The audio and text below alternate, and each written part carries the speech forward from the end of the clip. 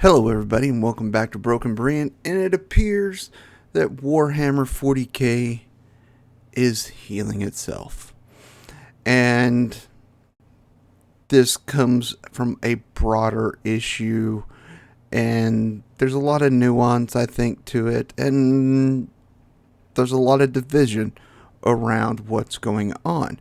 Now, I'm a Warhammer 40k noob, and I'm reading it just for the lore and the story and just getting into the world itself. I've started on a few books, and it's always been on my to-do list to kind of understand Warhammer 40k and Warhammer itself, the original Warhammer. And I don't play the tabletop game. I haven't played any of the video games, but the whole this whole sci-fi concept is intriguing to me, and I'm kicking myself that I haven't gotten into it till this year, really. And I've been doing research and reading and just doing a lot of stuff. But back in April, Games Workshop decided, okay, we're going to make some of the Adeptus Custodes, which are the personal guard to the Emperor, female. Now, at first, it's kind of like, okay. And this is kind of the debate. They're the creators, they have every right to take the story wherever, but since this is such a property that is fueled by the fans, you have to take in, the creator has to take into what the fans want as well. It's not just this is my project. This isn't a sole person's project. This is a product of a company. And there are a ton of writers for Warhammer 40k. There are a lot. So they added that, and this really sparked debate because, and I've made a video about this before, but this didn't, when they retcon female Custodes into the lore, fans were like, why? It has never been this. And it's been established that they were the best male warriors in the galaxy all the way back to 1987 is when this was established. So you're retconning something almost 40 years that's been well established, and now you're retconning it. And that's the thing with retconning. It's fans will accept a retcon if it fixed something that was done that they didn't like or didn't fit right. You retcon it and fix it. Retconning something to add something based on political and ideological pressure, the fans don't want it. Period. End of subject. They don't want it. They did this to make them, hey, look, we're super inclusive. But the whole premise of Warhammer 40k, it's not an inclusive story because it's about war and dying. And some people find it misogynistic that, yeah, they didn't put females in there on the front lines. And I mean, that goes back to war in general. Men fought the wars, women stayed home. Don't put the women in danger. The protective nature of mankind. Oh, does that mean women can't do it? No, it's not what we're saying. It's just kind of like, we want to protect the women. And like, oh, that's misogynistic. It's like, I believe if we flip that, a lot of men would be like, so we don't have to go fight and die? Alright? Of course, a lot of men would hate that. But I mean, so there's never going to be peace on the topic ever. Just as there's no peace in war. I mean, so we got this. And so in the new edition of the Ultimate Guide to Warhammer 40k, they said it. Where's the little quote?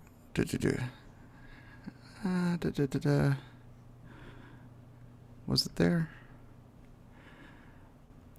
Guy Haley and Gavin Thorpe has effectively erased the female Custodes from games canon. And you're like, oh, but Games Workshop said they're there. But Haley and Gavin Thorpe, the main writing directors, is that their title? I saw it in this article and I couldn't remember. I don't know the writing. But if Haley, Gavin Thorpe said this is what's happening in Warhammer, I take it more serious than if Games Workshop said this is what's happening.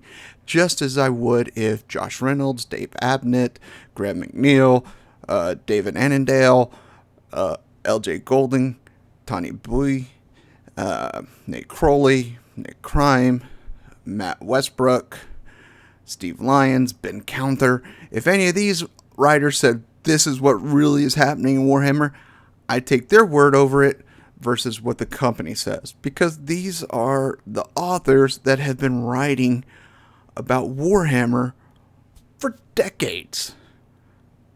These are the people that know it. Like, they probably breathe, sleep, and dream it. They've written so many books in the Warhammer series, it blows my mind. I mean, if you go look up these authors and just look, and a lot of these authors write books outside Warhammer, but if you look just at their Warhammer titles, there's some of the most prolific writers up there with like James Patterson, Stephen King, and just they're prolific writers.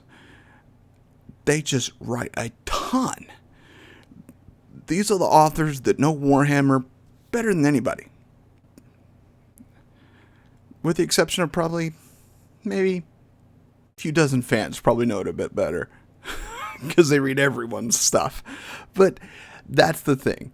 And this is what it comes down to. This change was made to, I believe, appeal to groups that aren't into Warhammer 40k to kind of entice them into coming. And look, we're inclusive. Look, there's female Custodes, and that's not the thing. I mean, it's not that in over 40 years of material, this has never been the thing, and now all of a sudden it is. Just this huge retcon that doesn't add to the lore, add anything beneficial, except that it virtual signals we're caving to pressure from outside groups and not maintaining our creative uniqueness in the lore itself. This just says Games Workshops are sellouts and proves that the authors writing for them are not. They are in tune with the fans, in tune with the lore, and want to continue on. And with this, I think, great. Now, if they want to add something, if they want to add females into Warhammer, I don't see a problem with it. But to retcon it, to say that, oh, what you thought for the last 4 decades was right is wrong. No. It'd be like if they said, well, really, Jean-Luc Picard was always a Borg, and you just didn't realize it. What? You know, that would go over really poorly. Just as poorly as Captain America was Hydra. You know, very poorly. Just bad all around. It was, hey, this is what we do. No. It's fun. Hey, it's cute that you wanted to explore that idea. But to make it canon? No, absolutely not. Because the fans don't want it. The writers don't want it. Just because you're sitting on top of the board doesn't mean you can't change things to offend the people that put you where you are. If it wasn't for all these fans loving and just enjoying this property, and then you do something that will undoubtedly change decades of lore, decades of gameplay, decades of investment into a property because of pressure?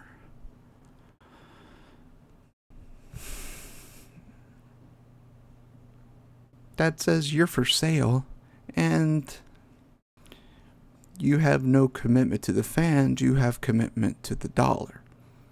And that's how franchises and intellectual properties and things die.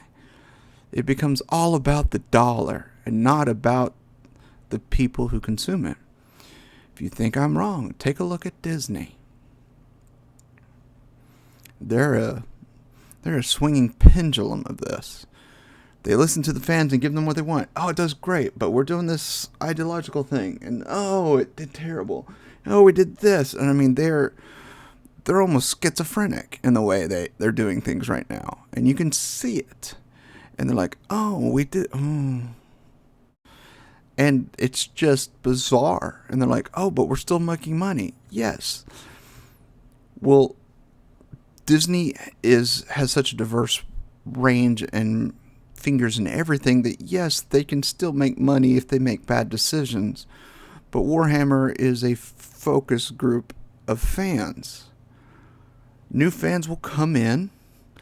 Absolutely. You got fans like me that have always been meaning to that are coming in finally. And you're going to have more fans that come in when Amazon's Henry Cavill series launches. You get more fans from the new game. They're like, oh, that game looks actually kind of cool.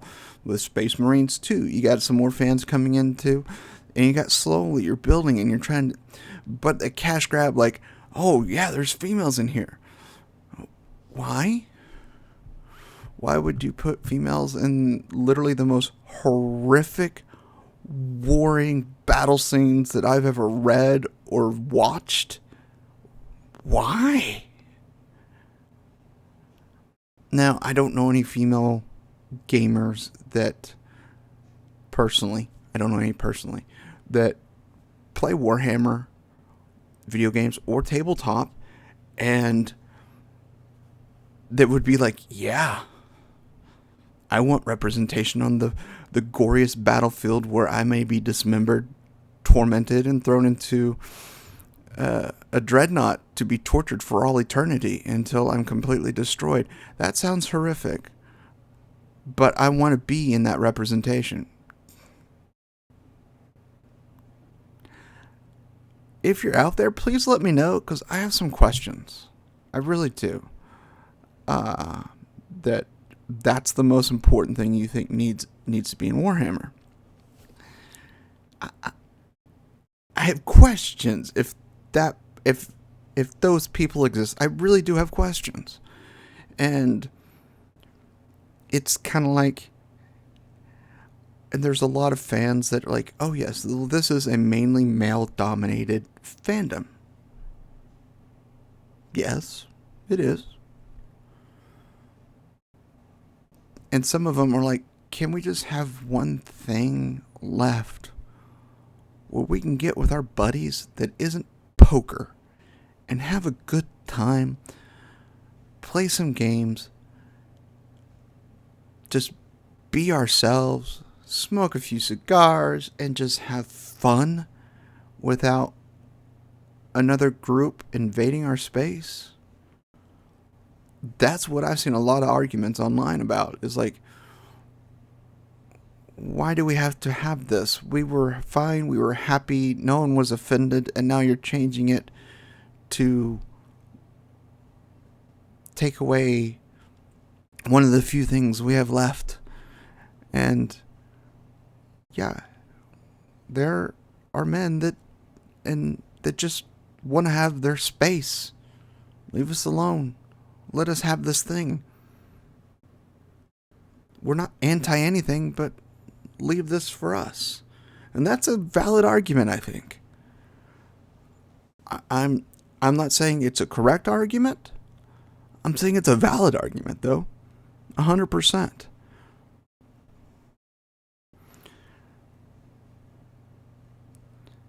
But that's my opinion coming in as a new Warhammer 40k fan.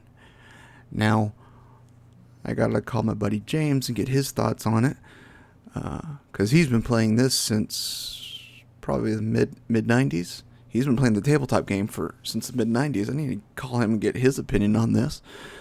But honestly, it's the fact, not that women were added, but the reason they were added. And I think that's what the fandom, from my point of view, is offended by and upset by. You didn't add this, Games Workshop didn't add this because they thought this would be cool to add. It was pressure from activist groups. You need to add this and blah, blah, blah. And they're like, great, now we're going to get all this other stuff that has no place in Warhammer. It has no place in 40,000 AD. In a war-torn universe, these topics have no place. That's what they're offended by. We want to fight, destroy, and have epic battles versus, oh, well, we gotta talk about this topic and this topic in your war game. No, you don't. What we need to do is have epic battles. That's Warhammer. We're here to have epic battles. To me, I was just kind of popped in my head. Oh, you can't, if you're playing Risk and be like, oh, you can't invade Australia because it is now a sanctuary country filled with unrepresented peoples, and you can't, underrepresented peoples, so you can't invade. You know, this is war. We don't have time for that. It's war. That's what it comes down to. And this is my opinion. Like I said, I'm not a Warhammer expert. I'm new to this. I am 100% a newbie into this. I know of things. I know a bit. I know the framework of the universe. I'm starting to get into the stories and into the characters. Getting into Gaunt and all that. The Horus Heresy. And trying to understand more of this world that's been created for decades. And yes, it's excessively interesting. And it's excessively intertwined and complicated. So it's not like, oh, we can just make this one little change that, oh, no one's going to notice, but that one change is like a ripple effect through decades of lore. A change not needed does not improve or has any direct benefit to anything, but is strictly virtue signaling. And that's why the fandom has rebelled. And that's why I think, goodness, Guy and Gavin are there to be like, yeah, no.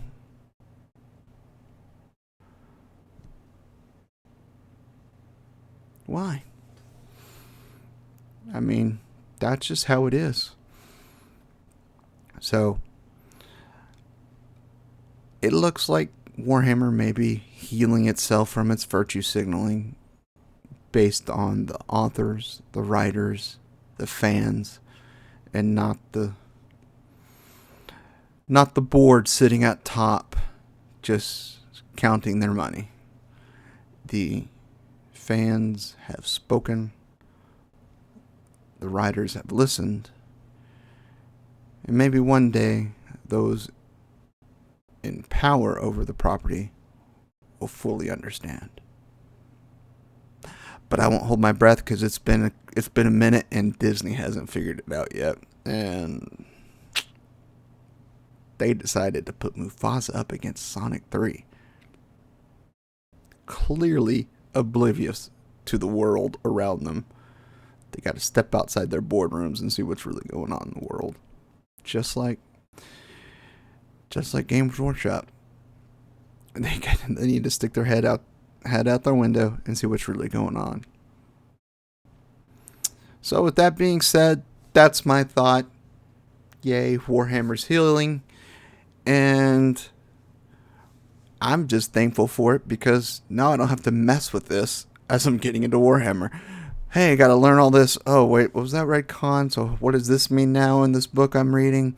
You know, when I'm diving into into one of the issues of Hammer and Bolter or into the Tales from the Archive, something deep in the Black Library, I've got nothing to reference on top of what I'm reading. No, it's not Hammer and Bolter. It's Inferno.